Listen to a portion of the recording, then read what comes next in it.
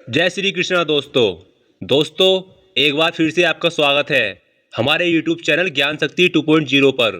दोस्तों, आज की इस वीडियो में हम आपको बताएंगे कि आखिर कौन थी महाभारत की सबसे खूबसूरत स्त्रियां जिनकी वजह से हुआ था महाभारत का युद्ध। महाभारत के युद्ध को अब तक के सबसे बड़े युद्ध के रूप में देखा जाता है। इसके सही कारणों का पता लगा पाना आज भी थोड़ा मुश्किल है, लेकिन इस ग्रंथ के अनुसार युद्ध का प्रमुख कारण स्त्रियों को बताया जाता है।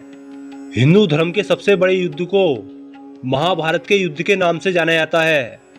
इस युद्ध का असर पूरी दुनिया में हुआ और आज भी हम उससे जुड़ी बातों को ग्रंथों के माध्यम से पढ़ते हैं। वास्तव में ये युद्ध कई लोगों के आपसी मतभेद का गवाह बना और द्वापर या सतयुग ही नहीं बल्कि कलयुग में भी इसकी बातें प्रचलित हैं। स्वयं महाभारत ही इतना बड़ा महाकाव्य है जिसके अनगिनत रहस्यों को आप जरूर जानना चाहते होंगे। महाभारत की ना जाने कितनी ऐसी कथाएं हैं जिनके बारे में आज भी पता लगा पाना बहुत कठिन है।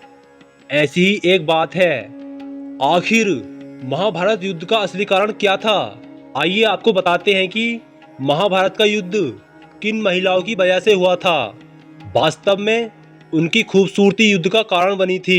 वीडियो देखने से पहले हमारा आपसे एक निवेदन है कि अगर आपने अभी तक हमारे इस चैनल को सब्सक्राइब नहीं किया है तो कृपया हमारे इस चैनल को सब्सक्राइब जरूर कर लें और साथ ही बेल आइकन पर क्लिक करके नोटिफिकेशन को ऑन कर लें ताकि हमारे आने वाले हर नए वीडियोज़ सबसे पहले आपके पास आएँ। तो आइए दोस्तों, वीडियो को शुरू करते हैं। महाभारत के युद्ध का एक बड़ा कारण कौरव और पांडवों के बीच भूमि के बंटवारे को माना जाता है। हालांकि ये बंटवारा शांतिपूर्वक भी हो सकता था, लेकिन कुछ महिलाओं की वजह से कौरवों और पांडवों के बीच कटुता काफी बढ़ गई, जो बाद में युद्ध का कारण बनी। दरअसल महाभारत काल की दो खूबसूरत और सुप्रसिद्ध महिलाएं अंबिका और अंबालिका थीं। ये दोनों काशी नरेश की पुत्रियां थीं और धृतराष्ट्र और पांडु की माताएं थीं।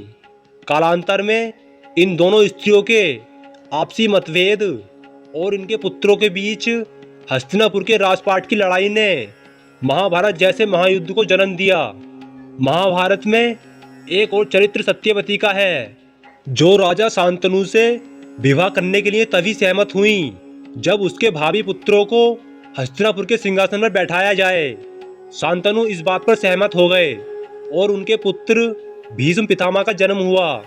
आगे चलकर राजपाट संभालने के बजाय भीष्म पितामह ने ब्रह्मचर्य का व्रत ले लिया, जिससे कभी उनकी शादी न हो और उनके बच्चे ही न हो, जिससे कोई सिंहासन की लड़ाई न हो सके। सत्यवती के पुत्र ने जब सिंहासन नहीं लिया तब ये अंबिका और अंबालिका के पुत्रों धृतराष्ट्र और पांडु को सौंपा गया। धृतराष्ट्र जन्म से अंधे थे और पांडु अल्पायु में ही दुनिया से चल बसे थे। उस समय कौरवों और पांडवों को राज्य संभालने की बात की गई। पांडु के 5 पुत्र युधिष्ठिर, भीम, अर्जुन, नकुल और सहदेव थे। वहीं धृतराष्ट्र के 101 पुत्र और एक पुत्री थी, जो बाद में कौरवों के नाम से जाने गए। इन्हीं दोनों के बीच आगे चलकर महाभारत का युद्ध हुआ। इसलिए ऐसा कहा जाता है कि सत्यवती ने ही महाभारत युद्ध के लिए बीज बोए थे। महाभारत के युद्ध का सबसे बड़ा कारण उस समय की सबसे खूबसूरत स्त्री द्रौपदी को भी माना जाता है। महाभारत काव्य के अनुसार 5 पांडवों की पत्नी द्रौपदी अत्यंत खूबसूरत थी और इस समय लोग उनकी एक झलक के लिए भी तरसते थे। ऐसे में एक बार कौरवों का सबसे बड़ा पुत्र जब दुर्योधन इंद्रप्रस्थ आया तब उसने एक खूबसूरत दृश्य देखा जिसमें फर्श को सजाया गया था। दुर्योधन यह समझ नहीं पाया कि यह फर्श नहीं बल्कि एक खूबसूरत जलाशय है और वह उसमें गिर पड़ा। दुर्योधन को नीचे गिरा हुआ देखकर द्रौपदी जोर जोर से हंस पड़ी और द्रौपदी ने दुर्योधन को अंधे का पुत्र अंधा कहकर संबोधित किया। उसी समय दुर्योधन ने बदले की ठानी और आगे चलकर महाभारत का युद्ध हुआ। एक बार दुर्योधन ने युधिष्ठिर को पास लेके खेल के लिए आमंत्रित किया।